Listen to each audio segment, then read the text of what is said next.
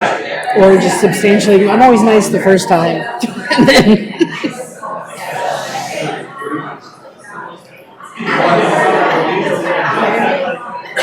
So excited to hear all the lively conversations. Let's make it to your seats, please. I lost my race ball that I often use. I think my daughter took it.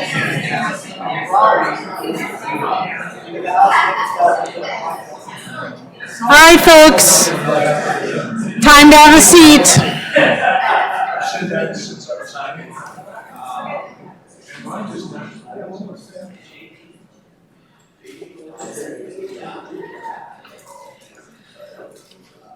We're so excited to hear so much enthusiasm around this topic. For our next session, it's going to be a panel discussion, but we're actually going to kick it off first with a short talk by Keith Bowers, principal and founder of BioHabitats. BioHabitats is a multidisciplinary, mission-driven organization focused on conservation planning, ecological restoration, and regenerative design. Keith's work spans the scales from site-specific, nature-based design projects that conserve biodiversity, mitigate climate change, and address environmental injustices, to regional landscape-level projects that conserve habitat, sequester carbon, and restore ecosystem processes. So without further ado, I'm going to hand it over to Keith. Thanks, PD. Thanks, everyone. Thanks for being here this morning. And Josh gave a wonderful talk and really, I think, showed the science behind and the sort of upcoming science behind nature-based solutions. And what I'm going to do in my 20 minutes before we dive into the panel is just talk about, we've been doing this type of work for 35 or 40 years now, and it's interesting to hear how it's been rebranded over and over through the years, and now it's called nature-based solutions, right? When we started out, it was ecological restoration and conservation planning, and then regenerative design and sustainable design, and now we're into nature and nature-based solutions. So, but what I thought I would do is just talk briefly about what we've been doing over those past 35 or 40 years, and I call it tinkering, because that's what we're still doing. I mean, ecosystems are, infinitely complex, right? It's always a wonder for me that we have to get an engineer's license or a landscape architect's license to build certain things, but we don't need any kind of license to go out and tinker with nature when it is extremely complex, and it really provides the conditions for life on this planet, right?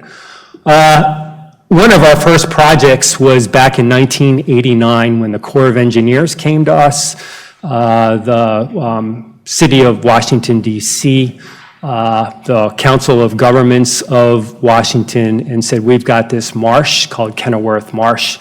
It's lost all its wetlands. It was a freshwater tidal wetland along the Anacostia River that flows into the Potomac River, and we need help in restoring this. And so over the years, over about a 3-year period, we worked with the Corps of Engineers and Washington COG and the National Park Service to figure out how to restore this marsh. Tinkering is, again, comes to mind with that grader up there that we lost in the marsh, and again, trying to find ways to do restoration in some pretty unforgiving landscapes. But what we did was we developed this idea, you can see in the bottom left, and again, it didn't really have a term back then, but now it's called adaptive management, where we had hypotheses about what would work and what might not work in terms of restoration, in terms of the elevation that we needed to raise this marsh up, what plant material might work best, what community structure might work. And so instead of just guessing on that and doing the restoration plan, we set out on a 2-year research project to determine those things before we began restoring over 40 acres of marsh. But we learned a lot from that process, and we were able to take the information that we learned from there and other reference ecosystems throughout the Anacostia River and apply that. So when the Corps of Engineers looked to dredge the Anacostia River, again, the term beneficial use of dredge material was just barely coming to be back then in 1989 and 1990, but we took advantage of the dredge material. We knew what elevations to fill back in this marsh because of the erosion that happened over time. We knew about soil contaminants and water quality issues, and we knew which plant communities would work the best. And over a period of about a year and a half, we revegetated about 40-some acres of tidal freshwater marsh along the Anacostia River. 40 years later, we are still working for Washington, D.C. In fact, we're doing an overall master plan for restoring other ecosystem projects up and down the Anacostia River, and we're working on that master plan right now. And throughout the years, all of that has evolved, as I mentioned before, from doing beneficial use of dredge material with the Corps of Engineers out at Poplar Island along the Chesapeake Bay and living shorelines, over these past 30 years to doing engineered log jams in major rivers out in the Pacific Northwest to support salmon habitat and to slow down floodwaters, to doing a lot of stormwater management work, much like the projects that Josh showed earlier in terms of applying the engineering principles, applying fluvial geomorphic principles, looking at soils, looking at ecology and biology and applying that to the landscape.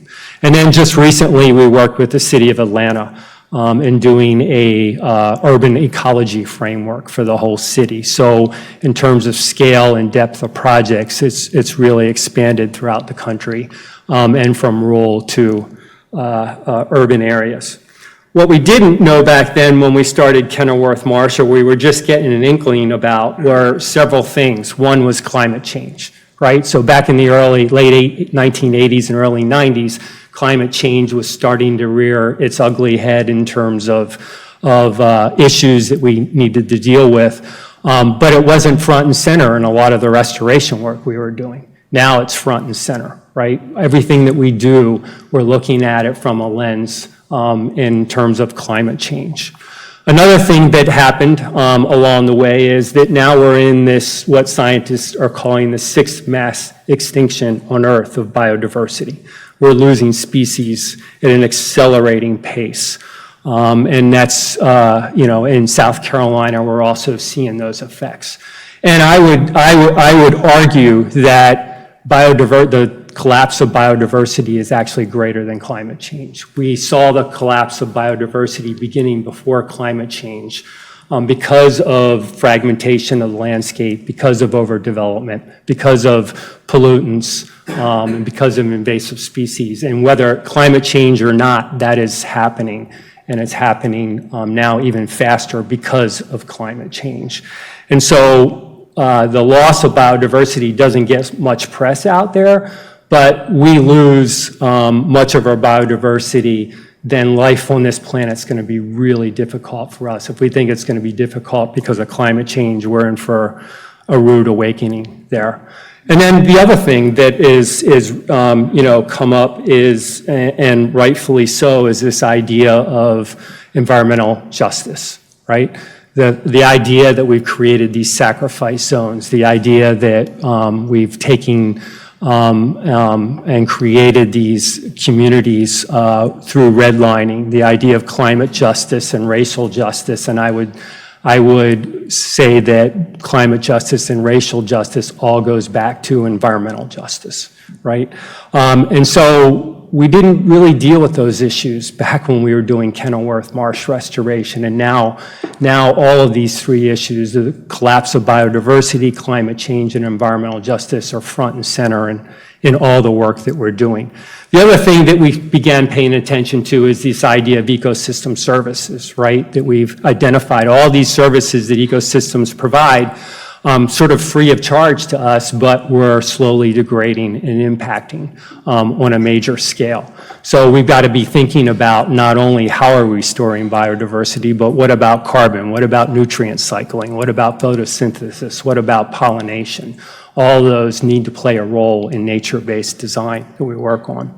So there are three major themes that I'll just quickly go through that I think, really drive the work that we do, but I think drive the idea of nature or natural and nature-based design. And one is that it needs to be place-based, right?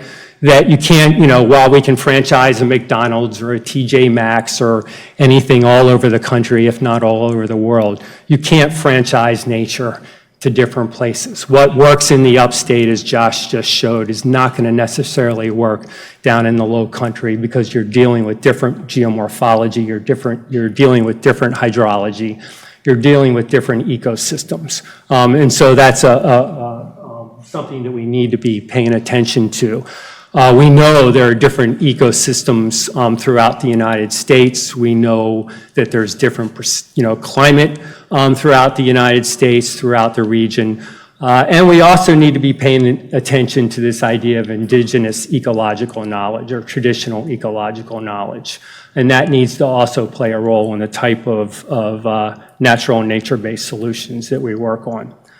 The work that we get involved with, whether it's this project in Fremont, Ohio, in terms of restoring this wetland, or restoring a wetland here in the low country, or restoring salmon habitat out in the Pacific Northwest, each one is different. Each one requires you to know the ecology, the biology, the engineering, the hydrology, the geomorphology, the soils of those areas. And you need to know that well in order to make sure that these kinds of solutions persist, that they evolve over time, and they become resilient. So that's really important. We also need to know what kinds of disturbance regimes. Disturbance regimes are a natural part of ecosystems, right? Although we're exacerbating these disturbance regimes now through flooding, through wildfires, through other things. But natural disturbances are a natural part of how ecosystems evolve and what make ecosystems resilient. We just need to know where that boundary is. And we need to account for allowing natural disturbances to play a role in nature and nature-based solutions that we develop. Right? This is a project in Galveston Island State Park looking at climate adaptation and looking at habitat on the state park as it existed in 2010. And this is projected of what that habitat how that habitat will shift in 2060 because of climate change, because of land subsidence, because of storm surge events. And because of changing precipitation patterns, right? And we go from a fairly complex mosaic pattern of different habitat types to much more simple pattern. And we're seeing this play across the country now. And that's why we're losing a lot of our biodiversity and species, but we need to understand how we're moving in the future so whatever nature-based solutions we come up with now, we can design them in such a way that will be resilient in the future. The same with urban areas, working with the City of Atlanta on that urban ecology framework, or what's now termed Atlanta Nature. One of the things that we need to be looking at is what do the communities think? I mean, the communities live and breathe and work and play in these areas. They need to be a part of the solution. Right? So one, we can't bring other solutions from a technical standpoint. We can bring ideas and apply them, but it has to be applied from a place-based standpoint. But we also need to interact with the community. We held, so many workshops in the City of Atlanta, and we got people to draw on a map what their favorite places are of nature in the city. Where did they think there were issues? Where were there problems? What would they like to see fixed? What would they like to see stay the same or strengthened? And we used that to create this urban ecology framework. Because if we don't have people become part of the solution, then it will really never work. The other thing, besides place-based is I like to say it's alive. Like these kinds of solutions are living solutions. They're not an object. They're living. They're evolving. They're breathing. they're dying. As they evolve, as Josh said, they become more complex, they become more diverse, they become more resilient, and they heal a lot faster when they do have certain disturbances happening to them. So this idea that projects are alive is really, really important.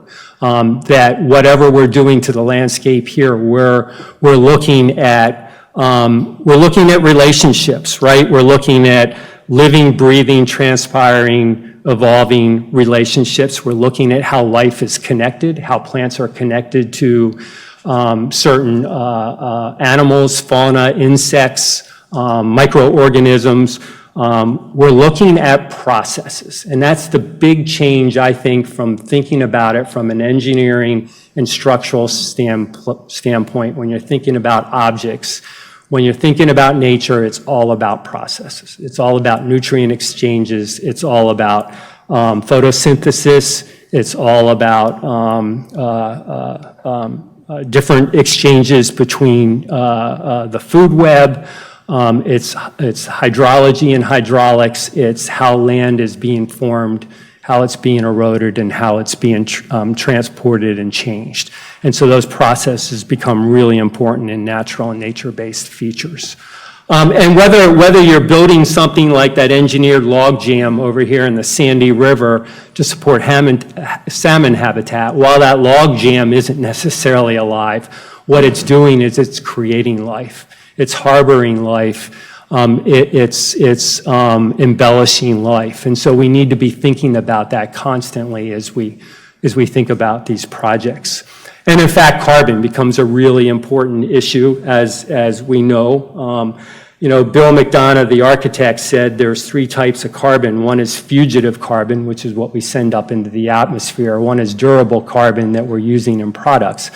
But the other is living carbon that we're manicuring our landscapes to death, and we're removing all the good carbon from those landscapes. And as Josh showed those great pictures of adding that wood back into those stream systems, what that's doing is it's adding carbon back into the soil. And that's what we need to be looking at doing throughout. This is Unity Park. It's just opening up this spring, and we were able to cobble together at least some dead snags that we planted there. People are scratching their heads as they're walking by, seeing us planting these dead trees, but they're adding carbon and habitat back to the system that, in a sense, the park is trying to clean up, right, and manicure. And this whole idea that we can use these other tools, the tool of biomimicry, which has really taken off in the last 20 years. The idea of using bioengineering, live plants embedded in riverbanks and stream banks or in marshes that grow, but also provide that structural stability. Or the idea of biophilic design, that we all sort of have this innate desire to be around nature, and how do we embed that in all of our projects? This all leads to that idea of it's alive there.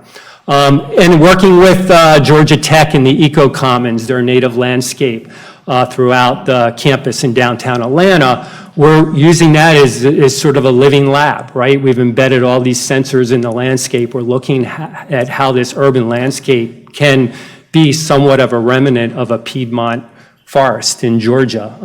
And we're testing that against other manicured landscapes. We're not only testing it against the manicured landscapes at the campus, but we're testing that against natural landscapes up in the Piedmont to see the variability there and how we can actually mimic those processes and functions that Josh talked about.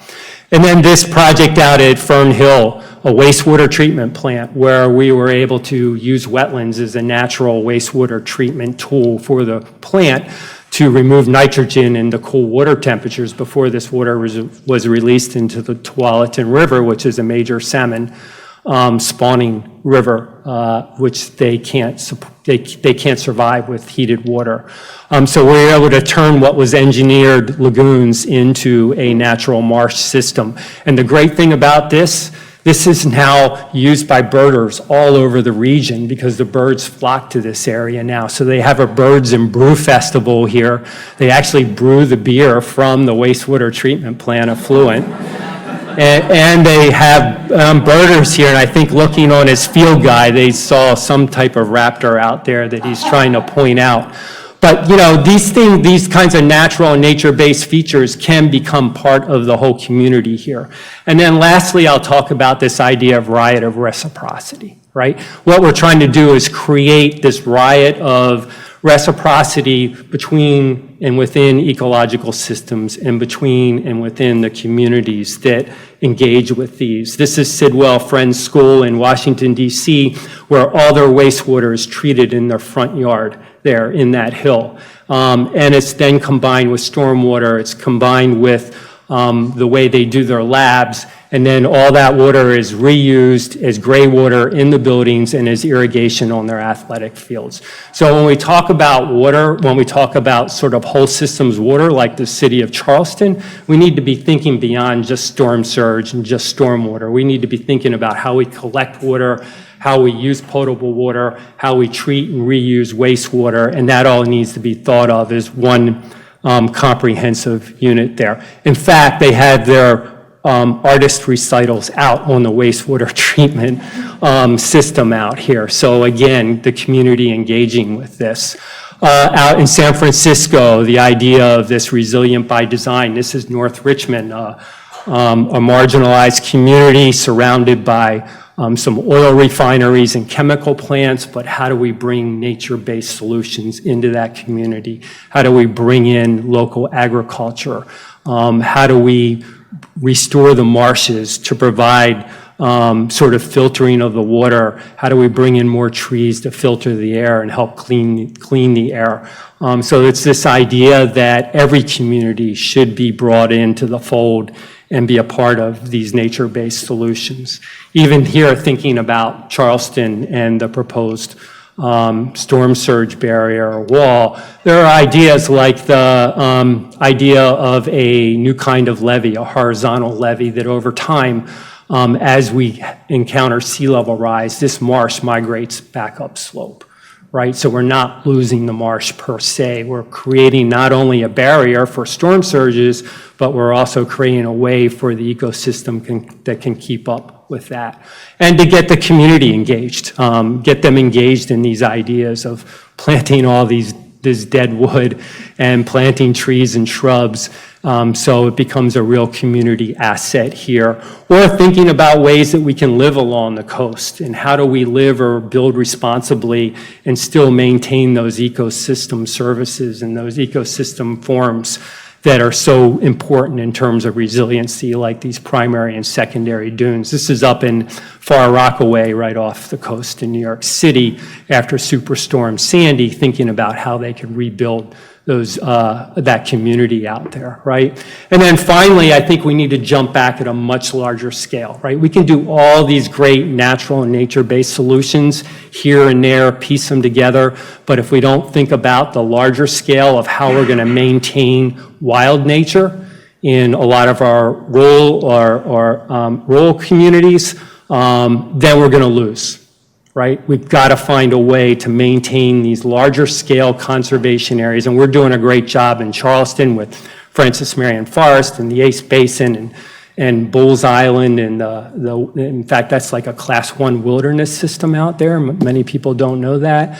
And so we need to find ways to, whatever we're doing here in South Carolina, to reconnect. And in fact, that map up there on the right is by the Nature Conservancy and the Landscape Conservation Cooperative, of looking at ways to create these greenways and habitat corridors to preserve and conserve and restore biodiversity as we continue to grow throughout South Carolina. So that'll be extremely important too. So I will just leave it on this. I think everybody here knows what this is, right? These are bottlenose dolphins. They're strand feeding. Does everybody know what strand feeding is, right? And this epitomizes for me natural and nature-based solutions in terms of place-based, it's alive, and riot of reciprocity. Because as most of us know in this area, this is the only there's only 2 populations of dolphins in the whole world that do this type of behavior, right? Here, and they found a population in New Zealand that's doing this. And it's a learned behavior. The adults teach the young a year. And in fact, if the young of year don't learn it, they don't learn it as adults, right? And the scientists say that only about 50% of the dolphins in the Charleston, Beaufort, Hilton Head area have learned this behavior from adults. And only the population of dolphins in the estuaries, not the population in the ocean, perform this type of feeding too, right? So it's place-based. Like if we're putting a wall up and say, Captain Sam Spit, or, along an estuary, and we don't know that dolphins feed this way up on the banks, right?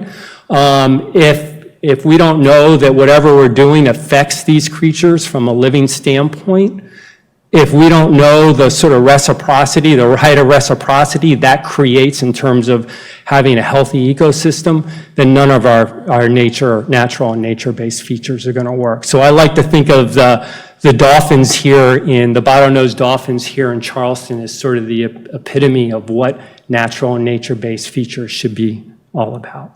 So.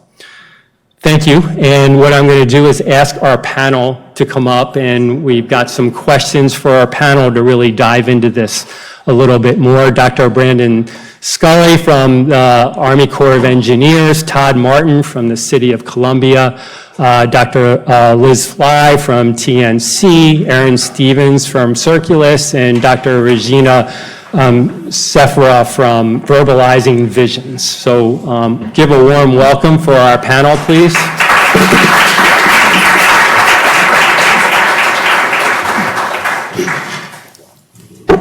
All right.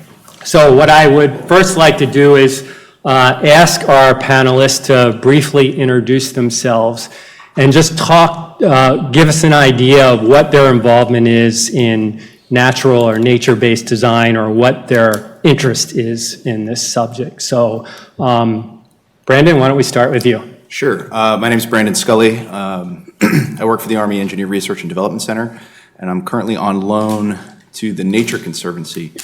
I've got about 20 years in marine transportation experience, started with driving ships for the Coast Guard and managing the waterways in Charleston as the Chief of Navigation here at the Charleston District Corps of Engineers.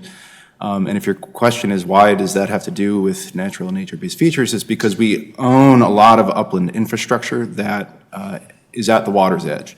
And when I was working at the district, we really wanted to do work with the Nature Conservancy involving oysters and creating these small reefs. And that's administratively very hard. There's not a lot of technical guidance on how to do it. And if you know anything about the Corps of Engineers, they really like technical guidance. So if they can't point to it in a manual, it doesn't exist. So I'm here to learn how to do that and make it easier for our operators to be green in their approach to solving everyday problems.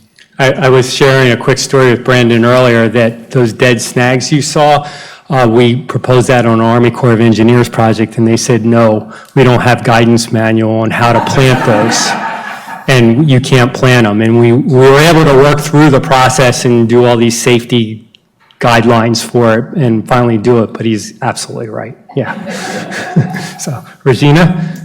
Good morning. I am Dr. Regina Seifruck. And to tell you my interest, I have to tell you my story. I grew up in a Gullah community in Georgetown, South Carolina. And there are two things I'll always ask for growing up. Textbooks on science, chemistry sets, those types of things, and Barbie dolls. Because I always have been a teacher. That's my calling, that's my purpose, that's my passion. And through my company, Verbalizing Visions, we provide technical assistance, thought partnership with transdisciplinary learning.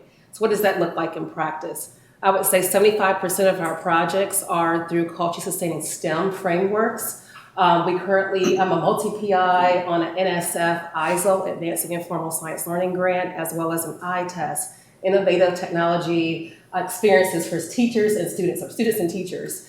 And in both of those, we're working in the Georgetown community with informal learning providers to really engage them into understanding what are those contributions that the Gullah community have brought to this nation historically and also currently in terms of environmental stewardship, STEM technical skill sets.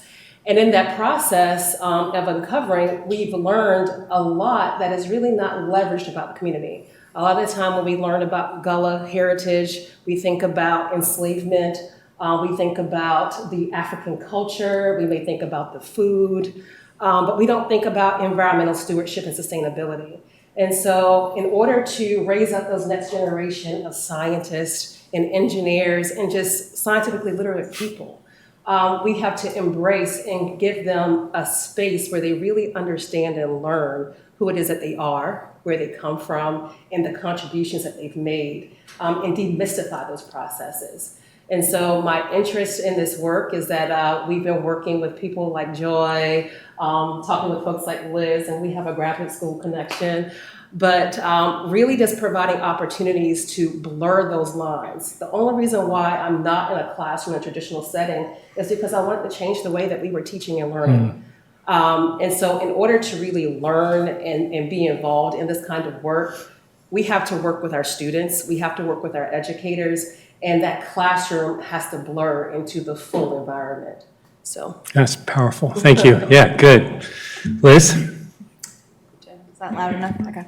So I work for the Nature Conservancy. We are a global organization. We have a footprint in something like over 72 countries around the world and in all 50 states. But we are also very place-based. I work in South Carolina. We do our work here. We try to do projects that, are based in our ecosystem and with our communities. But, so I'll say very broadly, we do work in the U.S. at the federal, state, and local level. At the federal level, we do have, work like we work on the Water Resources Defense Act, WRDA. Is that right? Yep. Mark, okay. The latest iteration of that, we worked very closely with policymakers to get more nature-based solutions in that, so the Army Corps then can use those more explicitly because we're getting closer to those guidelines that Brandon spoke about. We worked with AECOM actually to develop a guidebook called Promoting Nature-Based Hazard Mitigation Through FEMA Mitigation Grants. If you haven't seen that, check it out. So some of the stuff we do at the federal level, I'm glad, thank you Keith for mentioning the science that we do. So one thing we've done is really looked at resilient and connected landscapes, both terrestrial based and coastal based, to really be able to identify those corridors, those areas that are going to be the most resilient to changes in the climate. And we think if we have enough of a diversity of the kind of morphological and physical areas for species to be on and be connected to, that we can protect those and support resilience into the future. And then the coastal works, we're really looking at those marsh migration areas. Where can we not build walls? Where can we protect land to allow the marsh to migrate with future sea level rise? And then beyond that, we work planning, policy, funding, and projects throughout the state. So we do have, we try to focus on pilot projects, nature-based projects to show that it can be done and then hope that others can take those on. So we've done living shorelines for, now 15 years or something, Joy. And now we're building the largest living shoreline, or we're designing to build the largest living shoreline at an acre size up in Georgetown. The next couple of years that will be in place. We're doing more smaller scale green infrastructure projects in towns like Andrews, South Carolina, the created wetland that Joshua spoke about in Conway. And then we're always looking for opportunities for funding. Can we prioritize and incentivize nature-based solutions in the funding opportunities that we do have available? And then match is a big issue that we can talk about as well. And how do we support match for these types of projects? And then we have a big focus on plans. If we get nature-based solutions in plans, that's a great first step to getting them in the ground. So that's, hazard mitigation plans, resilience elements of our comprehensive plans, the state strategic plan, resilience plan that's coming out. How do we work with our partners to get nature-based solutions and those types of work? So it's all partner-based, I will say that for sure, but that's where we're working. Thank you. Thanks, Liz. Hello, my name's Todd Martin. I'm a landscape architect from Columbia, South Carolina. I've been in the landscape architecture industry for just over 16 years. I actually started out in the turfgrass industry. I wanted to be a professional groundskeeper in Major League Baseball. And I have worked in that industry briefly before going back to school and becoming a landscape architect. Throughout my career, I started in Charlotte, North Carolina. I spent 8 years there working in the private sector for 2 different design firms. Then I went to the City of Columbia in 2014, becoming the park planner for the City of Columbia. I took a sabbatical in 2018 and moved to Oslo, Norway, and worked for a design firm there. But throughout my career, I've worked on these nature-based design solutions. I've always been fascinated by them. Most recently, I worked with Joshua on the Hyatt Park project that he presented earlier, and just had a great time just working through all those details and seeing that project come to, and now just seeing it become more established and the nature that's coming to it and how the community is really gathered around it to support it.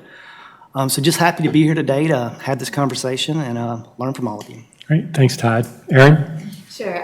So I, like Todd and Keith, am a landscape architect, practice here in Charleston, the small design firm Circulus. And Joshua and Keith did a great job of showing, how design consultants, the types of work that we can do related to this, the natural and nature-based solutions, within our work. But I think one thing that hasn't really been mentioned that is something that we do a lot of is working here in Charleston. We're really lucky to be in a city that has a really rich horticultural heritage. Gardens are such a part of our architecture. They're a part of our city. And so I think one thing that's really fascinating that we get to do is, help all the way down to the individual homeowner reconsider how these beloved garden outdoor spaces can, be reconceptualized to give us more resilience, more adaptability.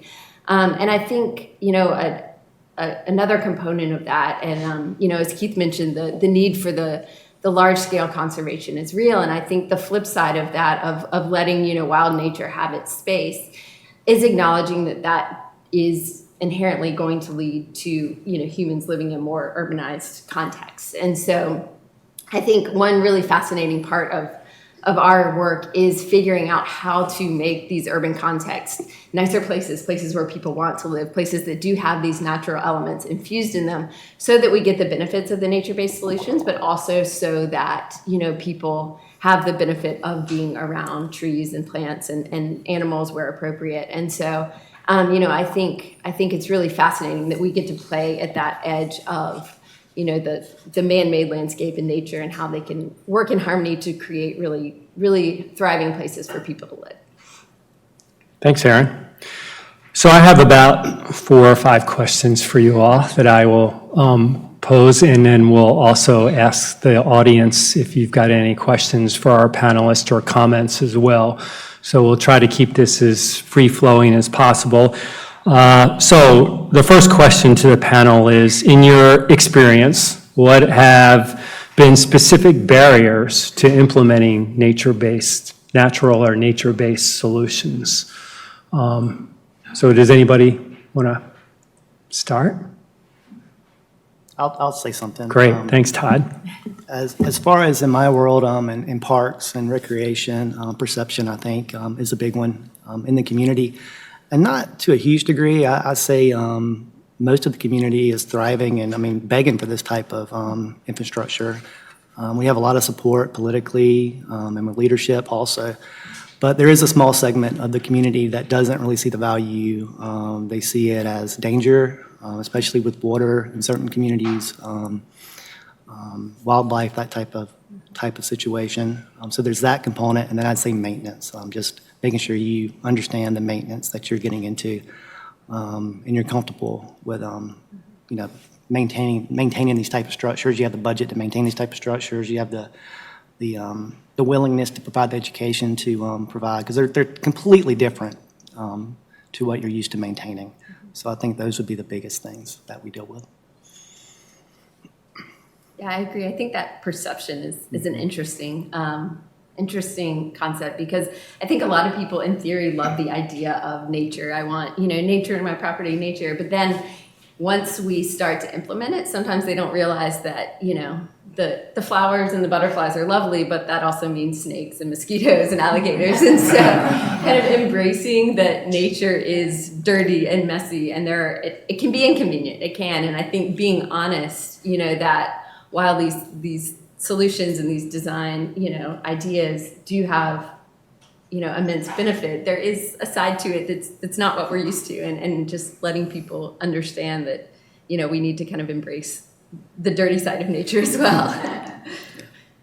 I would say we've particularly been working, in the last 7 or so years since 2015 and all the floods, there's been seeming like this more opportunity to get nature-based solutions going because we've had an influx of funding to the state, right? There's more interest and motivation in it, and there's the clear idea that what we have been doing is not working any longer, right? But I think there's also the flip side of that of post-disaster, people immediately want to fix the problem, go back to how it was, and that's where they go back to the traditional gray infrastructure because that's what they know it works, that's what they're going to do. While Joshua and Keith talked about the kind of slower evolution of a natural solution, that will, renew over time and become better and stronger. But in an immediate post-disaster situation, that's not where people's minds go. And so I think there's a really important concept here to be thinking about all of this pre-disaster, building it into what we're doing inherently. So post-disaster, we're ready to go. And I'm not saying, there are times when gray infrastructure has to be what we do, right? Of course. So that's not what I'm saying, but we need to just build it in pre-disaster to be ready post-disaster. Okay. I'll take it back to tinkering with a lot of these nature-based solutions. There's not a way to do it, right? And so when we talk about agencies like the Corps or any state DOT, they want to have a way to do it, a recognized technological approach, right? And if the answer is, well, we're going to tinker and it might not work, Right. taxpayers don't love to hear that, right? And so you want to be able to be assured that your solution is going to work. So that's one angle. The other thing that I've come to learn through this sabbatical that I'm on is that there are real regulatory issues that you have to deal with, and there are essentially 3 nationwide permits that are available to people that want to do shoreline protection. Nationwide Permit 13 is for traditional gray infrastructure, and that has about a 30-day span. 27 and 54 are 2 others that were created to either do living shorelines or habitat restoration, and those they were created to avoid what's called an individual permit, which takes a long time, but they themselves take a long time. So in 30 days, I can get a permit to slap up a seawall, but it might take me 60 days or more to get a living shoreline, right? And we know that there's a demand for these living shorelines, but we are putting impediments in the way of people that want to get these types of applications. And so we recently had a visit with somebody down in Florida, and she's like, it's fine if you have to have a permitting process, just put them on equal footing, right? Let me choose as a homeowner. And so, outside of the Corps context, there are these other regulatory barriers that are very, very real to people that want to spend money to do this kind of work. Okay.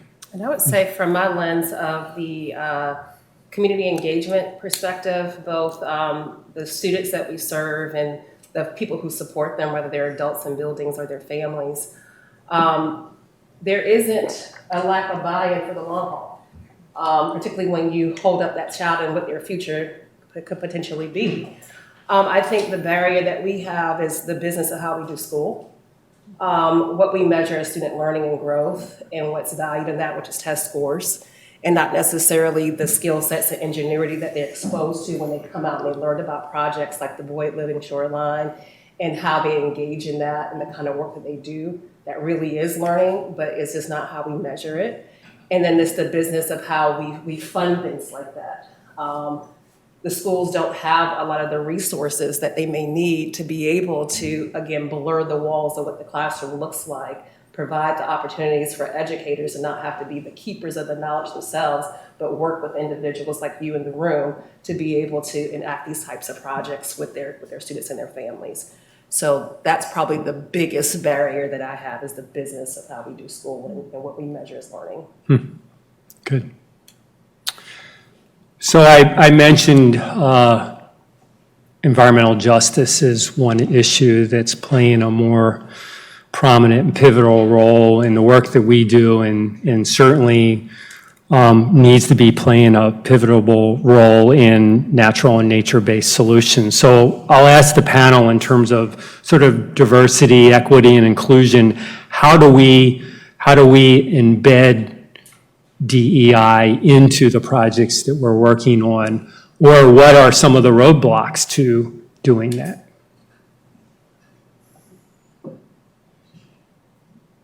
I'll go first. I think oftentimes a lot of projects come in and they come twofold. One, to extract data from the community without really seeding information or valuing really what's there.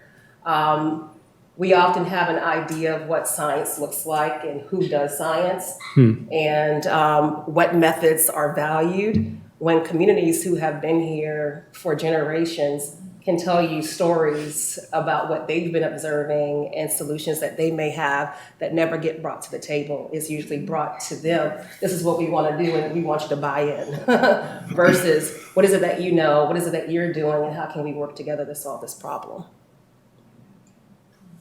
I'll jump on that, and then I think right now a lot of the big funding pots and opportunities for nature-based solutions are coming from things like NIFWIF's National Coastal Resilient Fund, which is great and has done some great work, but it's still been, and I would say a lot of these funding pots are starting to build in more DEI, initiatives and thoughtfulness. But they still want to make big regional impacts. So, go places where the resources have already been kind of put into the planning and go to these larger capacity communities again that, have the kind of have those shovel-ready projects or have kind of the wherewithal to get this stuff done. And there's not the opportunity for the, potentially smaller pots of funding, which is fine, to do a lot of these more potentially impactful projects in neighborhoods and, in communities where we can engage the communities and get them out there. For example, we are putting in these rain gardens in the town of Andrews, and I would say it took me a couple tries to get a private donor to fund putting in rain gardens. Mainly they were concerned about the long-term maintenance of, right? They don't want to pay for something that's just gonna, die after a couple of years. But, if we finally got the funding to do rain gardens, and we've brought the students out from the high school, and we're having one at the library next week. Come out and join us if you want to install our rain garden at the library and get the community engaged. But finding the funding for those types of projects has been surprisingly difficult. And I'll add to sort of this discussion, but just honest and the collaboration with the community, just trying to get a good cross-section with the entire community is really difficult, but it takes a lot of effort. It's very important. Community meetings alone just aren't enough. I mean, you have the same group of people typically. It's not a very big group. You have your squeaky wheels, and you have your passionate, community members. But a lot of people can attend those meetings, so it's as easy as doing an online survey in some cases. But then again, while that gives you a lot of feedback, not everybody has access to computers and online surveys. So, and I haven't done this personally yet, but at a park we're working on now, we're in the early stages of just collaboration, is the park leaders in that neighborhood going door to door to some of these areas and just really hearing and what they want. And then once we have some solutions and some ideas, just being honest about, what those are and trying to get because it's not a one-size-fits-all approach. Every community is going to be different. What we did at Hyatt Park may not work at a park, across town with an entirely different community. So it makes our job more difficult, but it also, I think it makes the end product a lot more valued. I think what you're hitting on, Todd, is something that often we don't think about. Like, community engagement is not a 9-to-5 job. The meetings can't happen at 10 o'clock in the morning if you want the cross-section of the community to be there. So how do we show up in ways and spaces where community members are to get to people that we want to speak to, like meeting them where they are?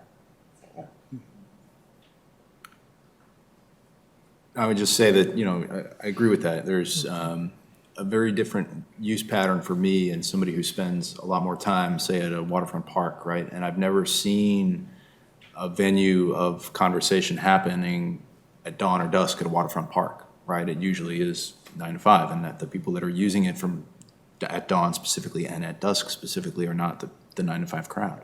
And that's okay. And so how do you engage? You have to break out of that mindset of, we're going to do this during business hours. So.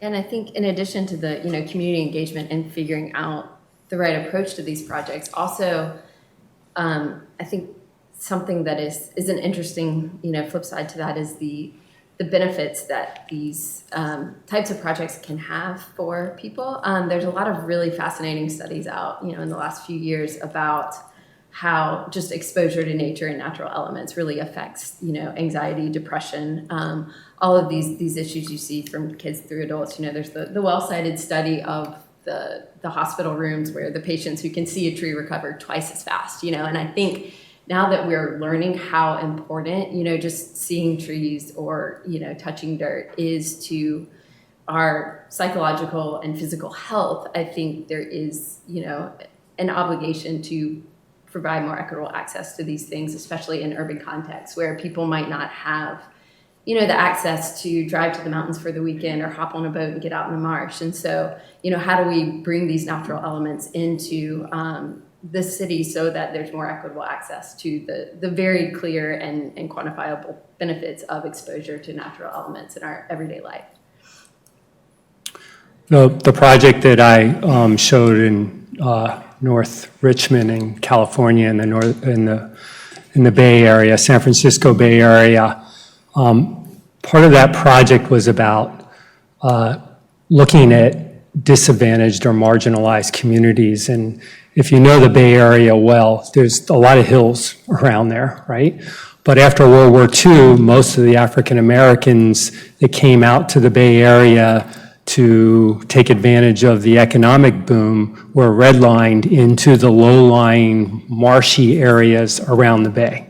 And they're the ones that are now subjected to sea level rise and climate change, much more so than the people that live up on the hills or on the terraces.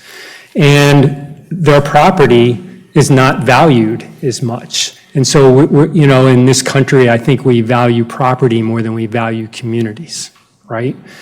And when we have that as our formula for our cost-benefit ratio, where we're looking at real estate and property instead of community value, that skews everything. And so that's embedded, that's systemic, it's embedded into our system. And we need to find ways to pull that back out and think about communities and the value communities and people bring versus the value of real estate. That was a big sort of impetus in terms of the work that we were doing and other design firms were doing in communities around the Bay Area out there. And I think that's beginning to play out in Charleston, if not beginning, has been playing out in Charleston as well. So. I'll add one more comment. The shovel-ready comment that you made is extremely important, especially with CDBG, community development dollars out there, and which typically go to parts where you have a lot of diversity. So if you can just work, even when you don't have the funding schematically and you're ready to be shovel-ready in those neighborhoods, I think it's really important with the CDBG funding out there to take advantage of it. Good. I'll put a plug because I see Alex back there. Some of the CDBG mitigation funds can go to plans and studies. So that's an exciting, pretty new piece that you can do that and then go and build this project. Okay, so how do we be more successful in implementing natural and nature-based solutions? So there's a lot of things that sort of I've thought of in terms of, is the industry ready for this? If not, how do we make the industry ready for this?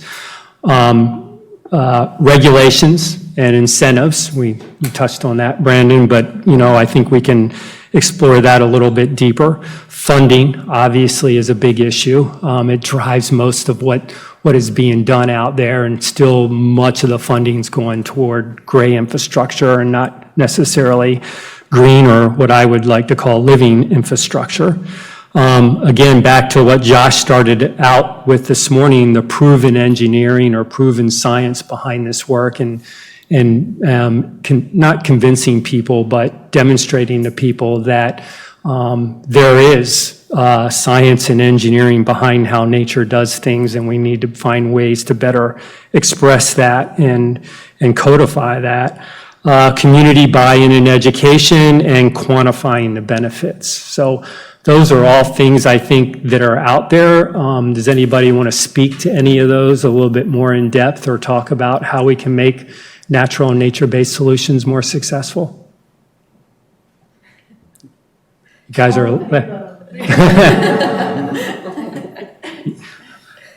Oh, yes, right? I've heard industry, I conducted some interviews the last several months on this type of topic and I heard over and over again about industry readiness and that goes along with a lot of this about the proving engineering and science and having the firms willing and capable to be able to do this type of work. And we have some, obviously, doing some great work, but I think having more of that is very important. And along with that goes the maintenance, which we're going to talk about over and over and over again, I think. But, the funding and then the capability of whoever it is that needs to be doing the maintenance, to be doing the maintenance on these projects. And I think the maintenance is probably the daunting factor in the conversation, right? And I remember listening to Joy at a Georgetown event, and the idea came on how can we engage youth in this work and it become a part of their learning continuously? Because like it or leave it, we're not going to be here in 100 years. Maybe some of our kids will, or their kids. And so kind of like indoctrinating them with the idea that this is part of, being a community member and living in this space. And we often have these conversations without representation of those people who make those decisions about what students are learning, how they're learning. Is anyone in here a school board member or attend your school board meetings? Or is anyone in here actually an educator? Or is anyone here sit on a city council or county council and you're helping make these kinds of decisions about what's decided? Like we have these conversations in isolation. And part of the paradigm shift is now post-COVID, it's been in our face. How we show up in a room is so different now, right? And that's not only being physically present or not, but the kinds of information that we're exposed to is so different. And so making sure that part of the solution is, number one, having representation in different ways, but not only people with what they look like, but what the kinds of information they're bringing to you, whether they are the geomorphologist or they're the kid who just really has a passion about a project that they see happening in the community. Like, how are we making sure that each of these voices are kind of leveraged when we're moving forward with these kinds of decisions in the work? Mm-hmm. I'll say ones that stick out to me, I think on private projects, incentives are huge. City of Charleston may have something similar, but Columbia, one thing they do is they have a utility fee you pay monthly, and it's based off your impervious area. To put that into perspective, let's just say you're building a parking lot. It's $1 per parking spot. So if you have 200 parking spots, it's $200 you're going to pay to the city monthly. You get a reduction on that fee the more low-impact development you do. So if you do something more innovative, like a rooftop garden or engineered wetland, you can knock that by 60%. So I think that could help, and that could be very common, but that's just one example I have. And then as far as in the public sector, I think funding is huge. We were able to do the Hyatt Park project because we got a 319 grant to help offset the public funding on that. And then also community buy-in and education. When you do these, go for it to a certain degree, and provide the educational signage. Maybe do some things that are a little more jarring that makes you stop and say, why did they do that? Like the engineered beaver dam in the middle of a park. Or also we actually took the actual pipe, that we removed from the ground and made these little moguls, and we punched through them with these pipes so people will say, what is this? It tells that story of what it used to be. Yeah. And I'll add one thing that I think would help some of these smaller scale projects be more successful. And I know that there's a lot underway in changing regulations to allow for some of these more innovative, and I say innovative, but they all predate human, design techniques. They really are more, established than anything we've come up with. But is making sure that the regulations are going to support this type of thinking down to the smaller, less glamorous projects. We're working on a few projects that are kind of the pilot projects. We get to be creative, we get to be innovative. But then when I try to do, for example, a shopping center, if I put a tree anywhere near a stormwater pond or, a drainage easement, I'm told, no, move it, we got to get there for maintenance, and we can't implement these at some of the smaller projects that are far less glamorous than the ones that are showing up, on these boards today and in the news. And so I think I think the only way that this will be successful and reap the benefits that it can offer is being able to implement it at all scales, at all types of projects. So changing regulations so that, I'm not fighting to plant a cypress in a dry pond behind a Walmart, because the city says I can't, so I think figuring out how to adjust our regulations to be more adaptable, to embrace kind of the living system as a solution, as opposed to being the strict checklist of the gray infrastructure that we're accustomed to designing. I'll talk a little bit about the benefits and also the costs of these projects. My context in the Corps of Engineers, these living shoreline or natural solutions tend to be a lot cheaper in some instances than traditional hard engineering, because you're not doing as much. And so understanding that it's a trade-off, right? You can spend a lot of money now and then have to take care of your asset as it degrades over time, or you can spend less money now and have it improve its benefit over time. I don't think a lot of information about that is readily available to the people necessarily in a community, right? I think at the decision maker level, that really needs to be brought home, right? The total cost of ownership, right? It's not just the capital cost, but it's the total cost of ownership is a real key piece of information that has to be put in their face. And then the other side of that is, I don't think that there's a lot of literature about that. I mean, I think we generally understand that these things can be cost effective over time, but that's just not widely known, or at least not widely advertised. Yeah, I think to follow up on some of those comments, life supports life, right? And if we're sacrificing a tree because we're supporting something else, then we're sacrificing life. And the more we can bring life back into our urban areas, back into our neighborhoods, our communities, or to the infrastructure that we're building, that's going to perpetuate and support more life. And so I think we need to be thinking about how important and how critical that is. This idea of cost benefits, and this idea that, going back to this idea of right or reciprocity, to me, it's about natural and nature-based solutions provide stacked benefits. So you may be solving for one benefit, say storm surge protection, but if you're using natural and nature-based solutions, much more than likely you're also getting benefits from a biodiversity standpoint, from a carbon sequestration standpoint, from a water filtration and water quality enhancement standpoint. You're providing all these stacked benefits, and yet in our cost-benefit analysis, we very rarely, if at all, account for all those other sort of what we now call externalities, those benefits that we don't capture and say, what are these projects actually doing? We've been working with a county outside of Washington, D.C., where we're now providing sort of that ecosystem cost accounting on all their projects to show that if you're doing a stream restoration or a natural-based stormwater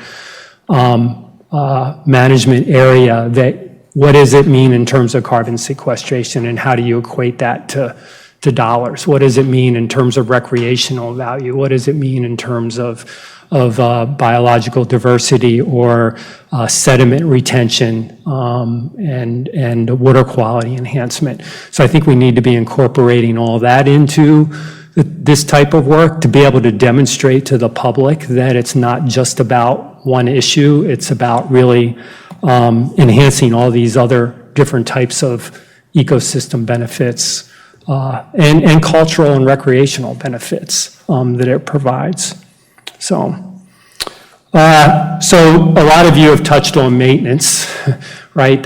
We seem to keep coming back to that. That's certainly at the forefront of a lot of the projects that we work on. In fact, being in the business of doing ecological restoration for the past 30-some years, I would say that a lot of these solutions, once you put them in the ground, you're only 20% there, right? That they require nurturing, they require management. They require that adaptive management sort of mindset and framework in order to really make them successful. And we need to figure out how to manage them and maintain them properly, but we also need to know where we're going with it in terms of setting out specific goals and trajectories and knowing when we're heading toward that goal and when we're sort of veering off that trajectory, and how do we go in and do any type of interventions that we need to do to put that either system back on that trajectory, or to say, okay, it's going a different way. Is that okay? What does the community think? Is it going to still serve the same purpose? So maintenance and management have always been sort of front and center in a lot of the work that we do, but I'd like to hear from the panel in terms of some of the sort of obstacles or challenges you've had with maintenance and management, and also maybe some of the things you've tried and have been successful.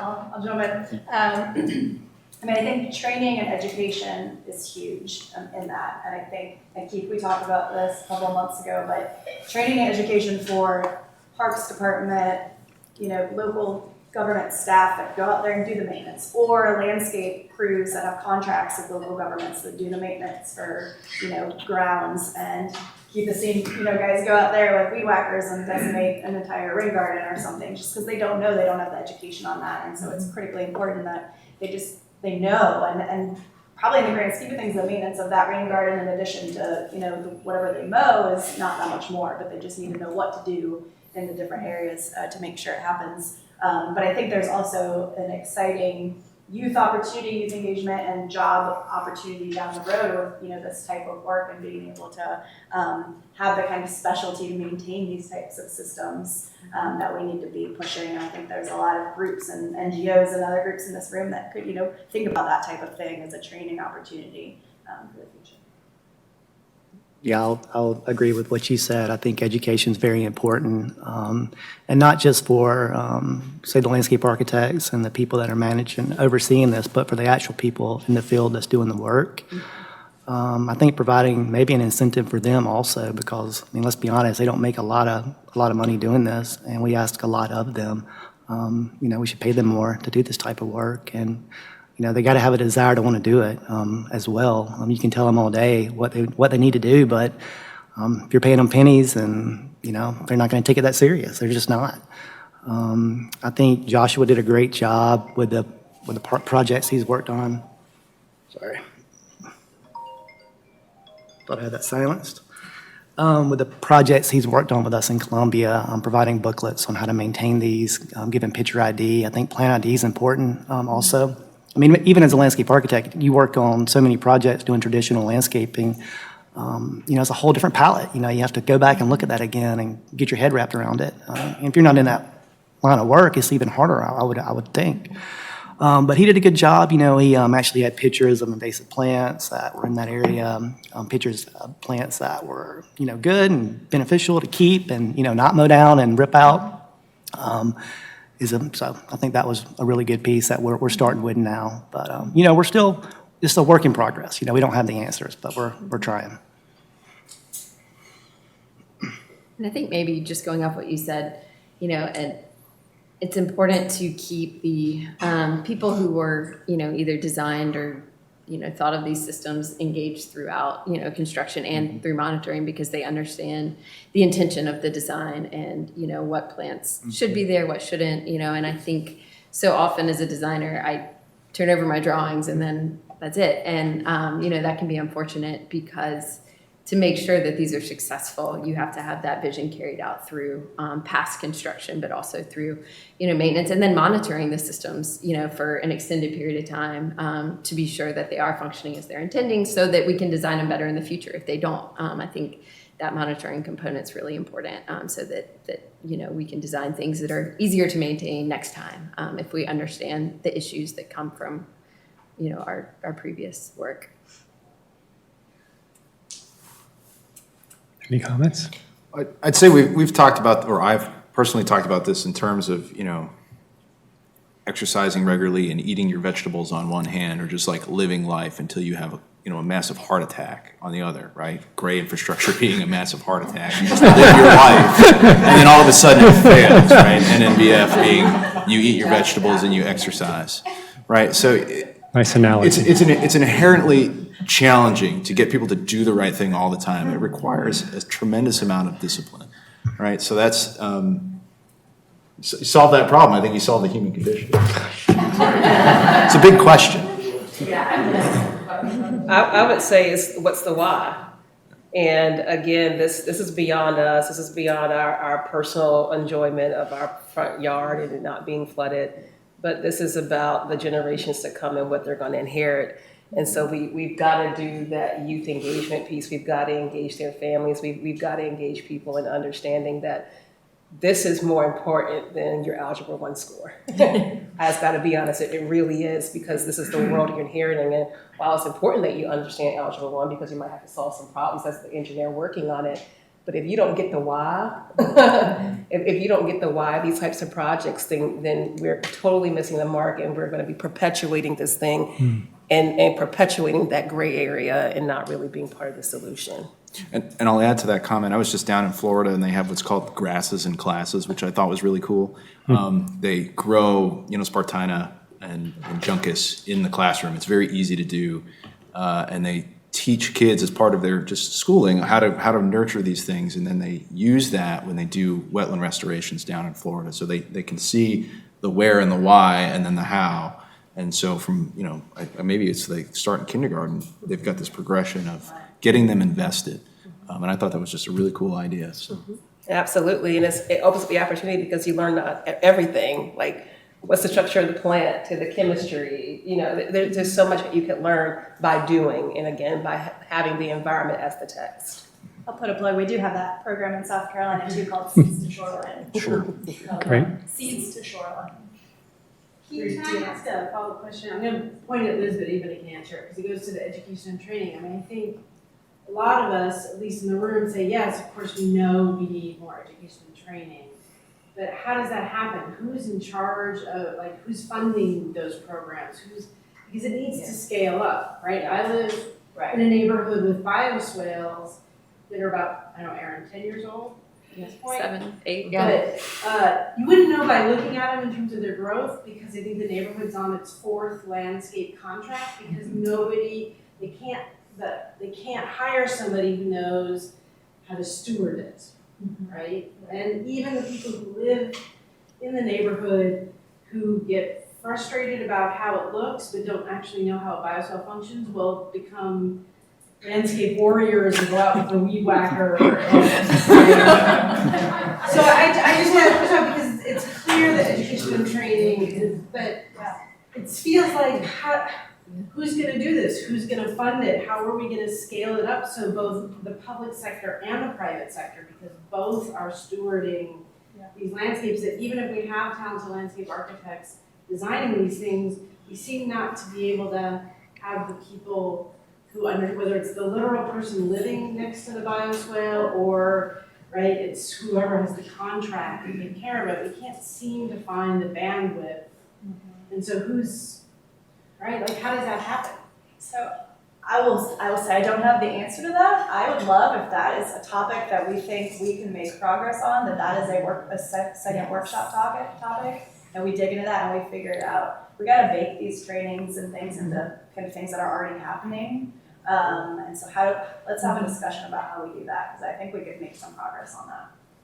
Second that. Yeah. Art? Kind of a similar question, but if you sit and you watch, now that I'm retired, I can watch a little TV. You can't let an hour go by without seeing a huge commercial for the American Institute of Architects or some civil engineer group that's flashing across the American Petroleum Institute. They're all advocating their ways. Who owns this on a national level that gets it to that same level of clarity into the home, so that the people sitting in their homes now begin to get an understanding of what we're all talking about? Because right now they're not hearing this voice. They're hearing about our report card being a D-, and we got to build more bridges, and we got to build more walls, and we got to put more, concrete in the ground. So who owns this? Is there a group that owns this, or is it just so disparate and so new that nobody really has that to be able to get it above where it's currently resides? So maybe that's something to talk about in the future. I think those that have the question, how do you get it up there? I don't think anybody owns this space right now. And I'm not sure somebody needs to, but certainly your point is very well taken, and somehow we need to get that voice up there, right? For sure. Yeah. I think that's a great point, Mark, and I think Brandon provided a bit of the answer, because you almost said that gray infrastructure is like the cigarettes and alcohol infrastructure. And now there's money to be made, people are going to advertise it, but yeah, plant nurseries and beavers and oysters don't have much of a marketing department. Just like vegetables and exercise don't have much of a marketing department. Right. Yeah, good point. Yeah. So there are a couple tricks of the trade that we've been trying to look at from a maintenance and management standpoint. One is what we require of contractors and maintenance folks, where we take them out to our reference ecosystem and show them what that looks like and explain how it's functioning and what's required, so that when they go back to maintaining a bioswale or a rain garden or a natural wastewater treatment system or any of those kinds of things, they have a much better idea of either what they're building or what they're maintaining, right? And that, for people that are out in the field doing that work, just having that experience and having that sort of picture in their mind is really powerful for them. So that helps. One of the other obstacles that we run into a lot is that, most gray infrastructure projects go through a value engineering stage, right? Where it's coming in over budget, we've got a value engineer, and that happens with the projects that we work on. And what's the first thing they value engineer? The plants and the plant sizes or the plant density or that sort of thing. The living part of that living infrastructure gets value engineered and compromised. And I would say that's the last thing that should be compromised on many of these projects. And so we're always constantly fighting that battle. So the more that we can demonstrate the value, Josh showed the value of realigning that stream and having to provide the rock, because you've got those urban flows coming through that channel, and that's needed. But what really makes that project rock is the wet meadow that was put in there, right? And if you value engineer something like that out, or you require it to be compromised in a way where you allow all these invasive species to come in because you're not planting it dense enough or large enough, that becomes a real issue. So that goes a long way in terms of maintenance and management. And then I would just say, what we've all touched on here is funding. There's hardly any funding appropriated for maintenance. And a lot of this living infrastructure takes at least 3 years, sometimes 5 to 10 years to really come in. And that's what I mean about when you put it in the ground, you're only 20% there. You need to allocate funding and money to allow for that management and maintenance to take place over that time period. And what we find is that in 3 years, you pretty well know the trajectory you're on and whether you're going to be really successful or not. And you can make course corrections if you need to. But if you do anything less than 3 years, then that project could be compromised in the future. We've had some projects where we've gotten maintenance and monitoring for up to 10 years. And it also really depends on the type of ecosystem you're dealing with. Reestablishing a salt marsh, you'll know within a year whether you've got the right elevations and it's holding up. Where if you're reestablishing a freshwater wetland bog somewhere, that it's going to take 3, 5, 10 years to really know whether you're hitting that trajectory, that successful trajectory. So I think that's really important. And then finally, just embedding all of those discussions and those ways of incorporating management and maintenance into your design from the very beginning helps. If you wait to have those discussions when you're in the final construction documents with the owner or with the agency that you're working with or whoever, then it's too late then. So you really need to start that right away, and that's really important. Okay, so, yeah, question? Sorry, yes. I just a quick plug. Yeah. Clemson Extension does have a post-construction B&P inspector course, which looks at constructed wetlands, fire retention cells, permeable pavement, dry detention basins, etc. In fact, the field day is happening, the course right now, today up on campus. And in the fall, it happens at Trident Technical College in North Charleston.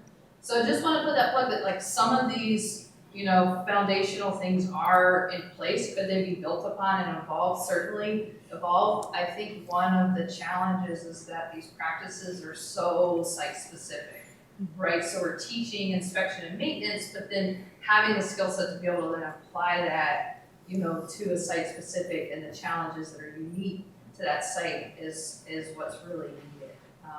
So true. To throw that out there, that some of the bones are in place, and that's led by Dr. Dan Hitchcock, for those of y'all who know Dan. I knew that, and I forgot. Thank you for mentioning. So that's really good to know that South Carolina has that. Town of Mount Pleasant just required that people take that course. Fantastic. To go out and inspect and maintain, so hopefully that continues.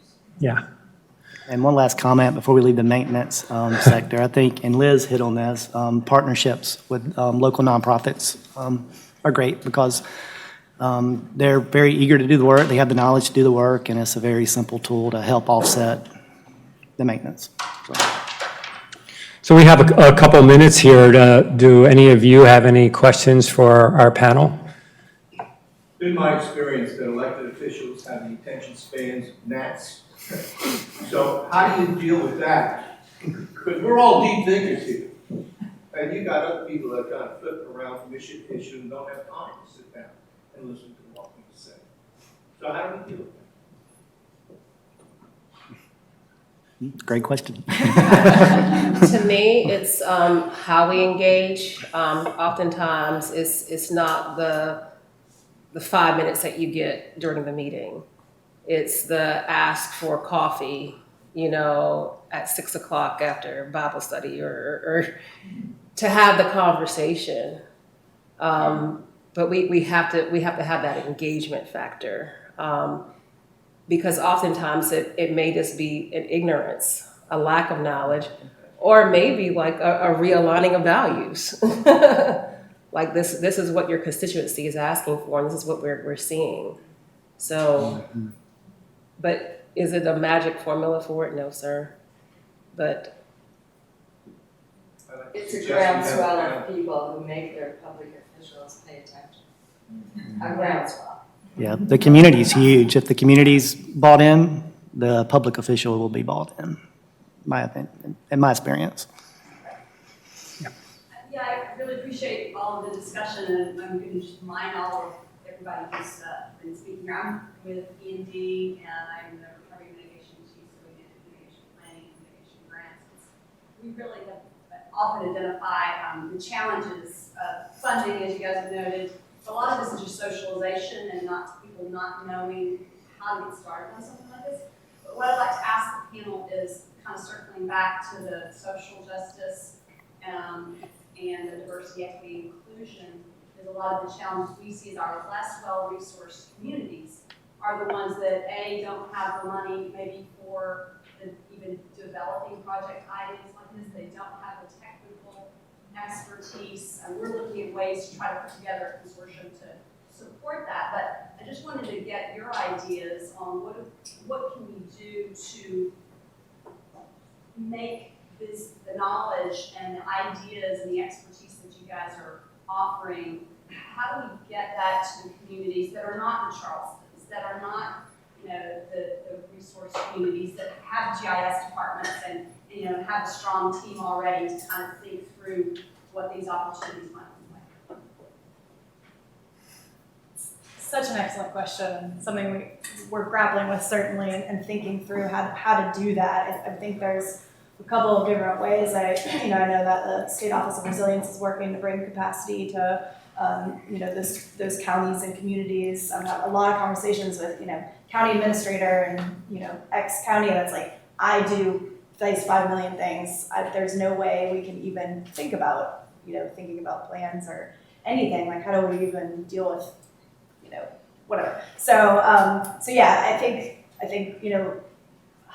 us that are not the state agencies helping build up the capacity and the support for what the state agencies can do and have the reach into those counties, and then the nonprofits that can think about how we can bring additional technical capacity and support to those kind of those counties and the community engagement to create the plans and hear from the community in a way that again get to those kind of shovel ready projects. And I would say, just to go back, it's not a 9 to 5 effort, regardless of the zip code.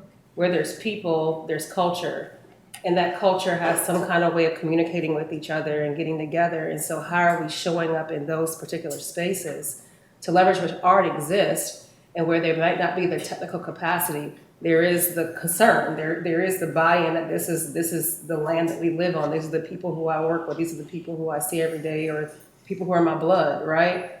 So how are we going into that space and saying, hey, what is it that you know about this? What have you noticed over time? Are there people who have lived here generationally?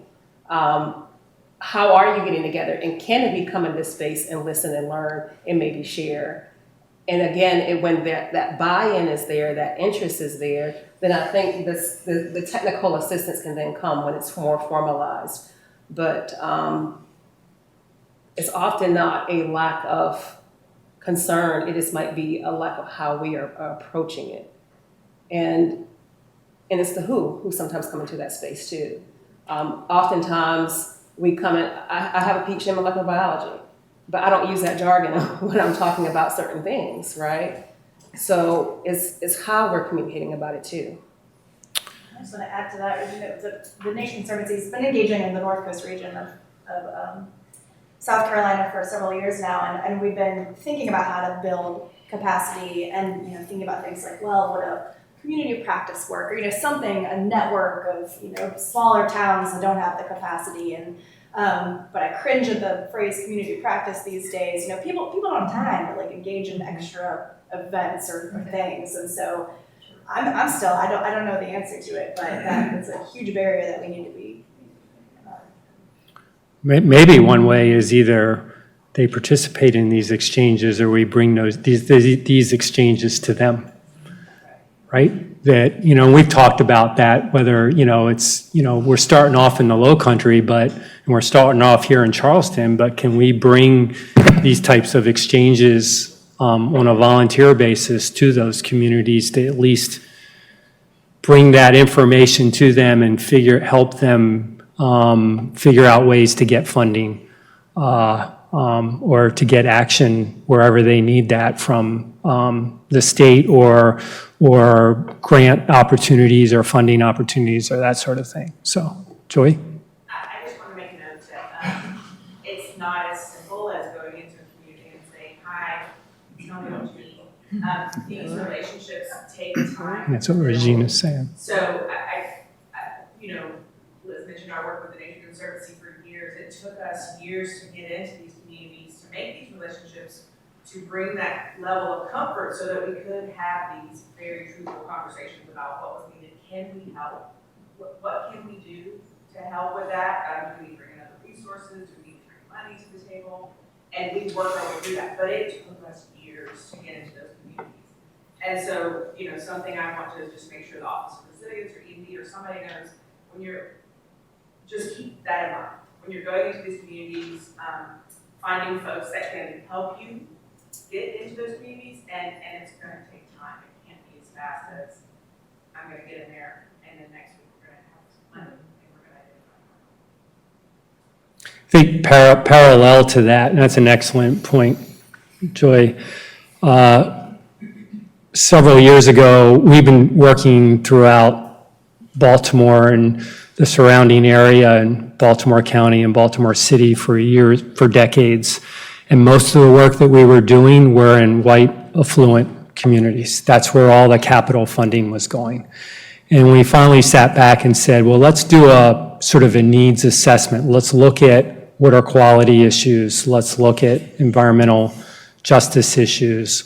Let's compare that to demographics, to income levels, to health metrics. And what we found was that not obviously, but surprisingly to the government agencies, that it really showed a stark contrast between where they were spending money and where the need actually is from an environmental standpoint and a community standpoint.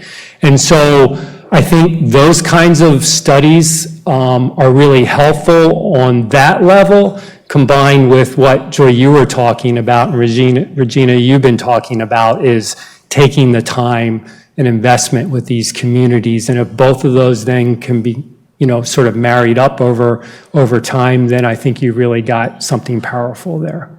So, yeah. Any other questions? Yeah, Keith, good. Great conversation, by the way, but a lot of the discussion seems to be focused on sort of post-impact solutions, right? I've been in this crazy business for almost 40 years, and it frustrates me to pieces to see a commission, an elected board, make decisions that we all know could be detrimental to the environment, but they do it anyway. How do we get in front of this and do a better job of controlling how we develop land, our land use practices? What do we do about that? I'd like to hear the panel comment. Ideas? I have a bunch, but go ahead. I wasn't jumping to the mic. I'll just say it generally goes back to education and that's a start, and meeting people where they are and communicating, and an elected official or someone in their time frame, like here's the benefits of your scope and time frame and working out there. I think it's something that you said, Keith, earlier, is what's going into the equation when we make the decision. And the financials of the property value versus the value of the community itself is not there. And unfortunately, sometimes we do have people who are in elected or appointed positions who are not going to resonate with what's truly valuable. And we have to call it out. We have to use our voices and call it out, and not just sit by and get frustrated with it. The other piece, again, is the education. I'm an 80s baby.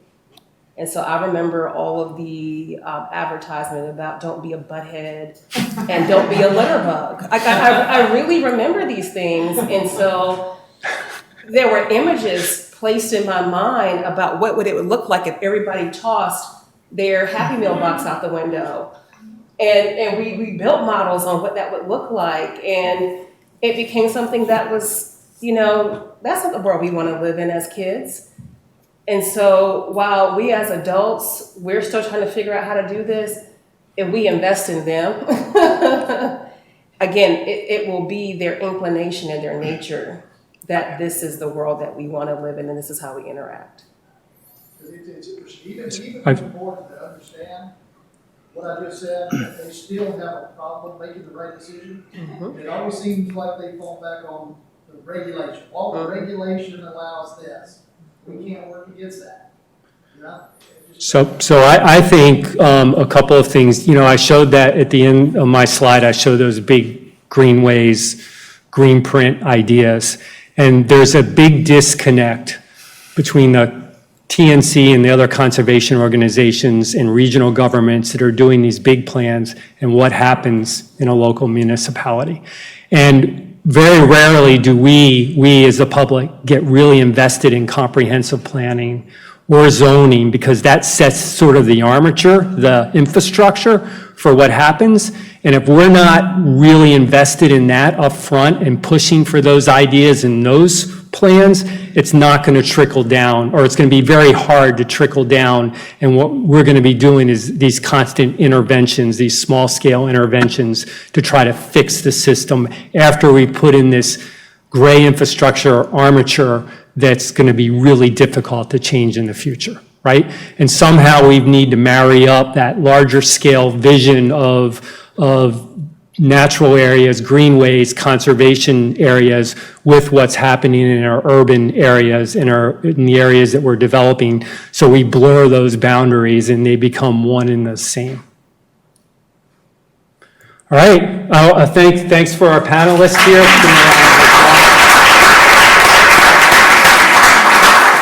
Thanks for all your comments and patience, and we'll break for lunch now, right? Yep, so to fuel Okay. these conversations into the afternoon, lunch is on the same table where you found pastries this morning.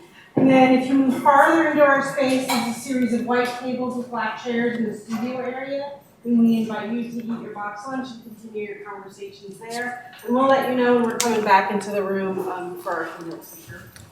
Great. Thanks. You too. Good job. Microbiology? Yeah, thanks for having me. So are you the coordinator of the program here, or? Okay. So, yeah. That's impressive. I got you. I don't work here at Clemson, I got you. Good, nice to meet you. Thanks. Nice to see you. Comments. Good. Are you from Charleston, or are you? I got you. Nice to meet you. Yeah, same here. I am. Where are you out of? I'm out of Columbia as well. Okay. But my work is low country, a few projects in the Midlands, and then Portland, Okay. Very cool. Very nice. Yeah, so I learned about the rainwater projects. Yeah. Hey.